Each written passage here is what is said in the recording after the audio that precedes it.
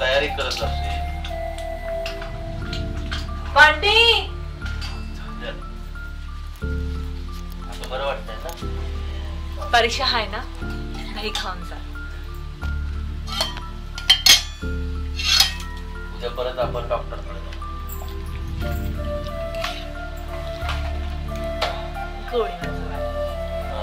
Paper चांगला लिहायचा. ये इकडं. पास व्हायचंय ना, पेपर चांगला लिहायचा. हा जा.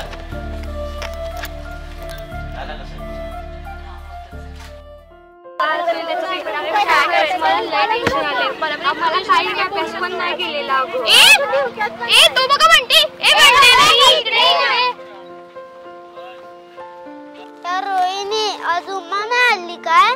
अरे ती पाटलांच्या घरी घर कामाला गेली. पण आज त्याची ही परीक्षा आहे. मला वाटलं होतं पाटलीबाईला सोडली. होय की तुझ्याकडून तुला भांडी सगळं घरकाम करून घेते. आणि मला असं वाटतंय ती पुढे पण नाही येणार. अगं एवढंच नाही तर उमा मागच्या वर्षी शाळेत पहिली आली होती. उमा हुशार आहे, पण तिने शाळा शिकलीच पाहिजे. पण हे समजा आपल्याला समजून काय फायदा? मोठ्यांना पण कळलं पाहिजे ना. म्हणजे उमा आपल्यासोबत जास्त वेळ नसणार तर. आपण सगळ्यांनी नाटकात बघितले, त्याचं काय? त्याचं काय करायचं? हो ना, उमा आपल्या सगळ्यांपेक्षा एक चांगली डान्सर. पण ती नसली तर आपली नाटिका होणार कशी? तेवढा महत्त्वाच्या परीक्षेला सोडलं नाही तर ते डान्सला कशी काय पाठवते? थांबा, अजून परीक्षेला वेळ आहे.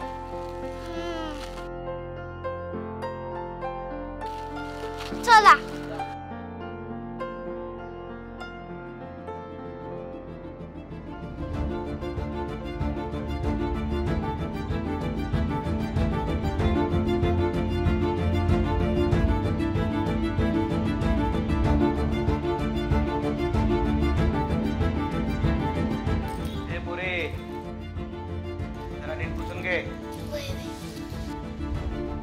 चहा झाला का?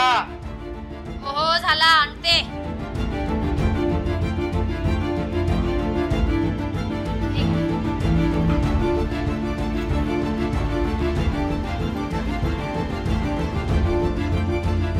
हे पोरी, खालून पण पुसून घे आणि जरा वरती पण मार.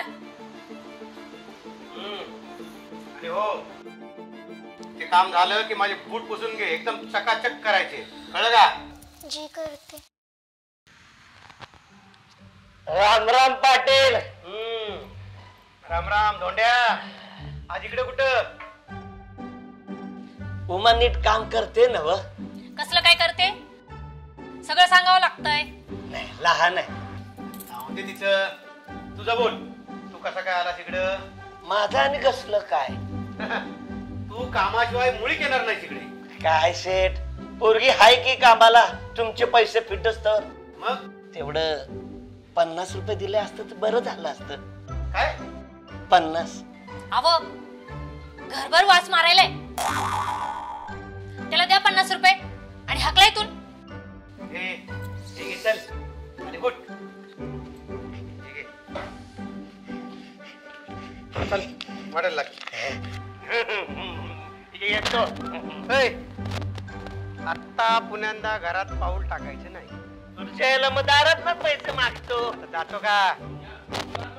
चल.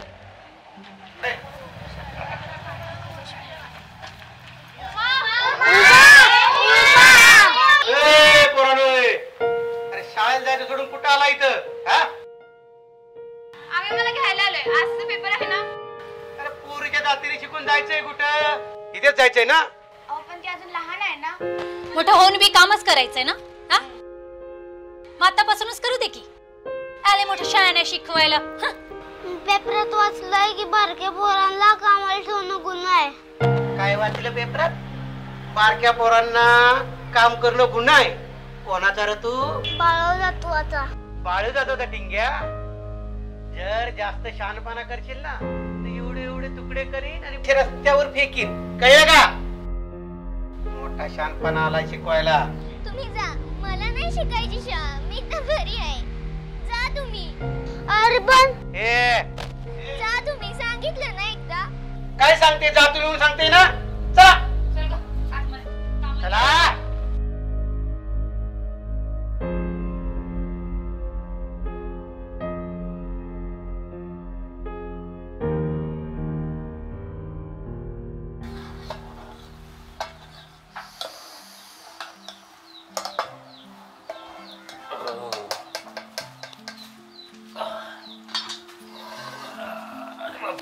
आई जेवली का?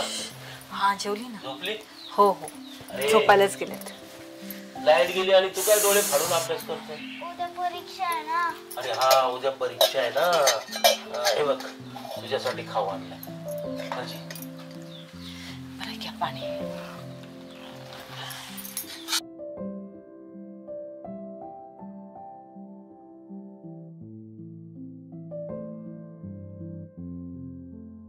बरं मी का म्हणते, यंदा घराची डागडुजी करून घ्यायला हवी, नाही तर पावसात काय खरं नाही. तू नको टेन्शन घेऊ, पावसाच्या आधी करतो. काय रे? बाबा उमा नाही आली परीक्षाला. मग आली नाही परीक्षेला? कशी येईल ती? त्या पाटलाकडे कामाला आहे ना. तिच्या बेवड्या बापानं पैसे घेतलेत ना. कशी काय येईल? आणि जरी पैसे भेटले तरी तो तिला शाळा काय शिकू देणार नाही बघ. बोलून बघतो मी जरा पाटलाशी. नाही नाही, तुम्ही काय बी बोलायची गरज नाही. तो पाटील काय चांगला माणूस नाही, उगाच दुःख राहील. असं म्हणजे तू आता काळजी करू नको. बाबा नको बाई. हे ना उपोषण काय असतं? उपोषण? अरे बाबा, उपोषण म्हणजे आपल्या ज्या मागण्या असतात ना त्या रास्तपणे सरकारपर्यंत पोहोचल्या पाहिजे. त्यासाठी हे नेते लोक काय करतात, 4-5 दिवस जेवण जेवत नाहीत, पाणी पित नाहीत. मग आपलं म्हणणं सरकारला बरोबर कळतं, होय की नाही? असं केलं तर सरकार ऐकतात. हा मग आता गांधीजी आहेत ना, त्यांनी केवढा मोठा सत्याग्रह केला होता. बंटी, तू काय विचारतोस एवढं? काय नाही काय नाही. काय ना? बरं झालं लाईट आली. हा आता माझ्या डोक्यात तूप पेटली. ट्यूब? कसली ट्यूब? काय नाही. चला आता पुस्तकं ठेवून द्या आणि मी ताटं वाढते, पटापट जेवायला घ्यायचं. लाईट आली आहे, तोवर जेवून घ्या. चल मी आलो आतो.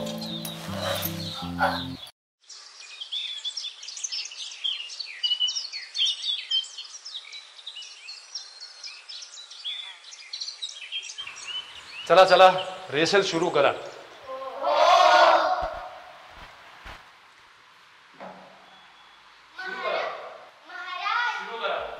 महाराज महाराज महाराज महाराज. अरे पण इथे महाराज कोण आहे?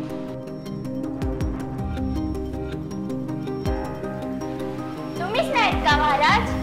अरे हो, आम्ही विसरलोच. एवढ्या एकदम बोली?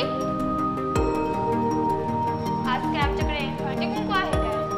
नाही महाराज, ही सर्व प्रजा आपल्याकडे मदत मागण्याकरिता आली आहे.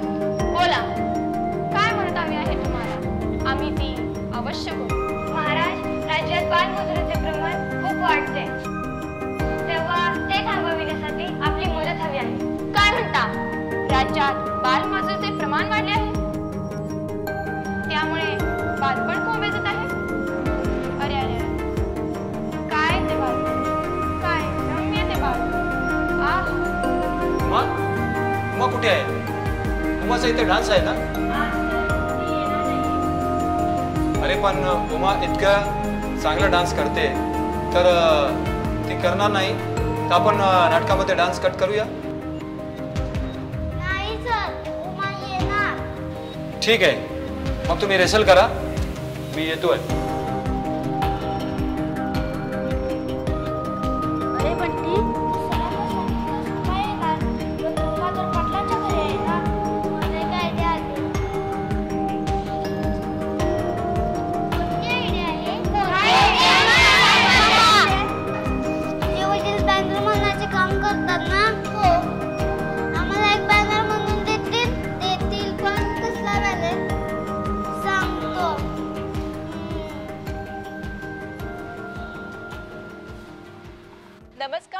योगिता भोसले SP9 न्यूज मध्ये तुम्हा सगळ्यांचं मनपूर्वक स्वागत।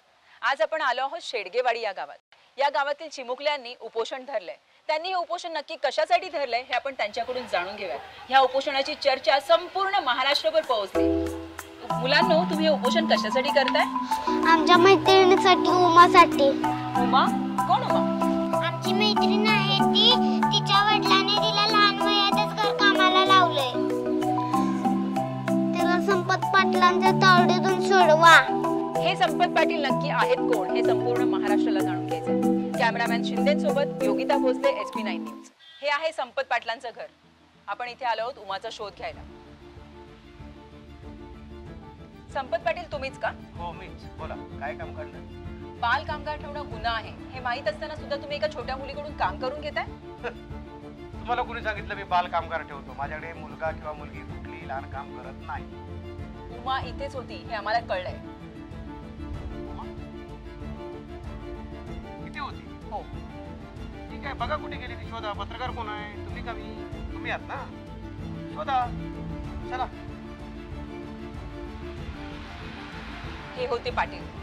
काही झालं तरी आपण उमाचा शोध घेतल्याशिवाय राहणार नाही। कॅमेरामॅन प्रतापराव शिंदे सोबत योगिता भोसले SP9 न्यूज।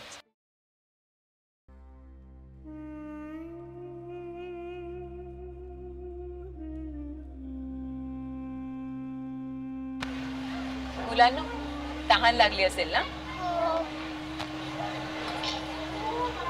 ठीक आहे, पाणी नको ताई, आता आम्ही उमा आल्याशिवाय पाणी पिणार नाही। तुम्ही आमच्यासाठी लई काय काय केलं। आमचं बोलणं घरापर्यंत पोहोचवलं। अरे बाळा, हे कामच आहे माझं। हे बघा, आपली उमा आपल्या जवळ नक्की आहे। त्यासाठी आपण प्रयत्न करतोय ना। तुम्ही तुमची काळजी घ्या। तुम्हाला काही वाटलं तरी मला फोन करा, ठीक आहे? येते मी।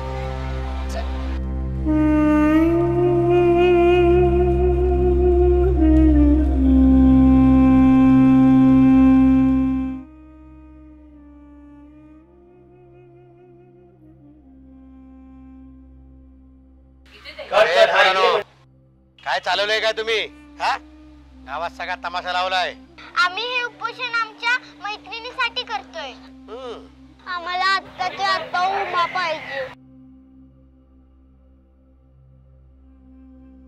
पाटील साहेब, उद्या आपल्या गावात आमदार येत आहेत मुलांना भेटण्यासाठी। तेव्हा जे काही करायचं आहे ते लवकरात लवकर करा। पाटील, अहो काय तमाशा लावलाय तुमच्यामुळे हा गावात? आमच्यामुळे तमाशा कसला? तुमच्या मुलांनीच हे खेळ सुरू केलाय। मग काय? तुमच्या पोराने हा खेळ चालू केला म्हणून ती उमा घाबरून पळून गेली आहे। समजा ती परत नाही आली तर कोण जबाबदारी घेणार? तुम्ही घेणार? तुम्ही घेणार का? हो, तुम्ही घेणार का? नाही ना? मग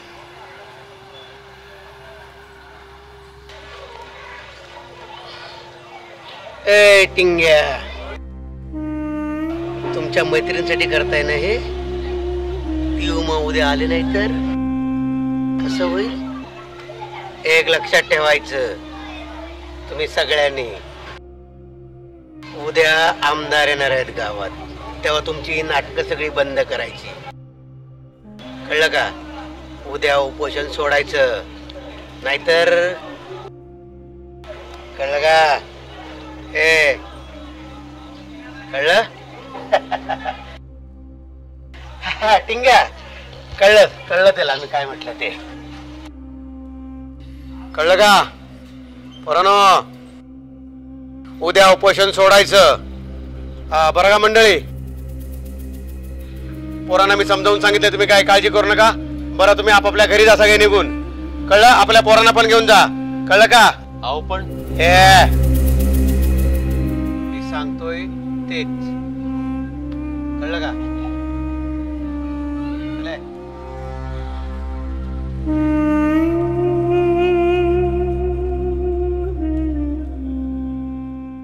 शेडगे गावात सुरू असलेल्या या लहान मुलांच्या उपोषणाला स्वतः स्थानिक आमदार राहुल देशमुख भेट देणार आहेत।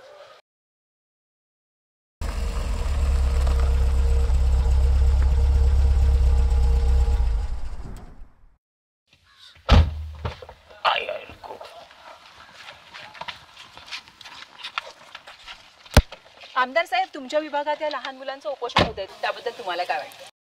आणि मुलांना त्यांच्या मैत्रिणीसाठी उपोषण करायची वेळच का आली? बालमजुरीचा प्रश्न चर्चेचा विषय ठरलाय. हा नेमका सुटणार आहे कधी? साहेब, सदर मुलगीची सुटका कधी होणार? एक मिनिट, तुमच्या सगळ्या प्रश्नांची उत्तरं मी नंतर सविस्तर देईन. फक्त आधी मला त्या मुलाला भेटायचं. ठीक आहे, या.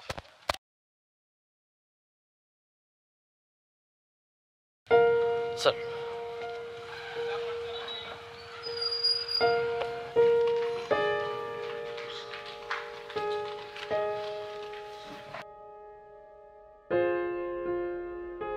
बाळानो, आतापर्यंत मी अनेक उपोषणं पाहिली, पण मी असं उपोषण माझ्या आयुष्यात कधीही पाहिलेलं नाही. कसं आहे, या वयामध्ये मुलांनी उपोषणाला नसतं बसायचं. हे वय म्हणजे तुमचं खेळण्याचं वय आहे, अभ्यासाचं वय आहे,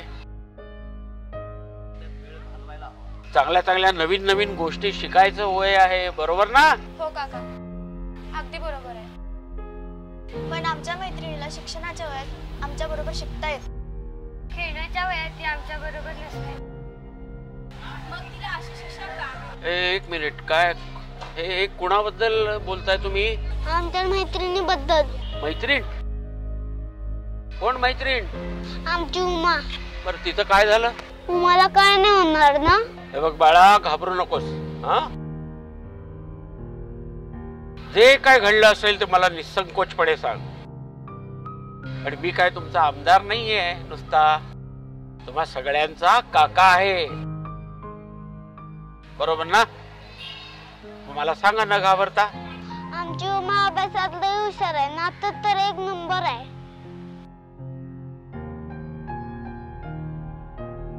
हो, ठीक आहे, ठीक आहे, मी बघतो काय करायचं ते. हा, काळजी करू नका. पाटील कोण आहे? संपत पाटील? मीच संपत पाटील. बालमजुरी करणं कायद्यानं गुन्हा आहे माहीत असून सुद्धा त्या मुलीला कामावर का घेत असतो? हो साहेब, ती गरीब मुलगी आहे. हो, मला वाटलं काम करेल घरी आणि तर 4 पैसे मिळतील तिला, म्हणून मी कामाला ठेवलं. हो की नाही का? आता मुलगी कुठे आहे ती? साहेब, मला काहीच माहित नाही. ती बरेच दिवस कामावर नाही आली. हो मुलगी ती. एक मिनिट, एक मिनिट, एक मिनिट. साहेब, मला नाही माहिती. घालू तुला टायरात. साहेब, त्यांना मारू नका. मी सांगते उमा कुठे. आमच्या शेतातल्या घरात डांबून ठेवलंय. अहो साहेब, अहो नाही मला माहिती. गावात इज्जत. अहो असं नसतं ना. अहो तुम्ही कॉलर सोडा. अहो लोक बघताय. बघू दे म्हणजे माझी इज्जत आहे गावात. हो, अहो खडी फोडून नंतर मी आता माझी इज्जत आहे.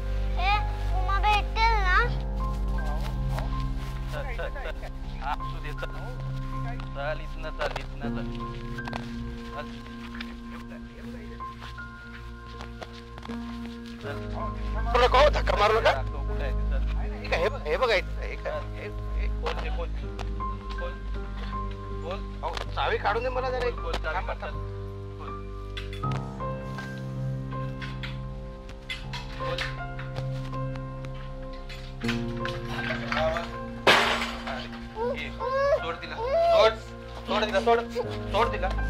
सोडतो जरा थांबा. सोड पटकन. तुम्ही मान सोडा माझी.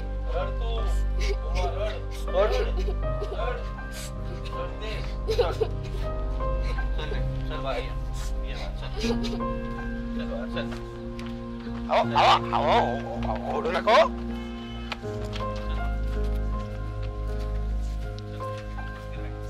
लेकीवाने सांभाळलं तिला. विचारा काय ग बाळा, बरोबर ना? बाळानं सगळं सांगितलं. चल आवाज बंद कर. नाही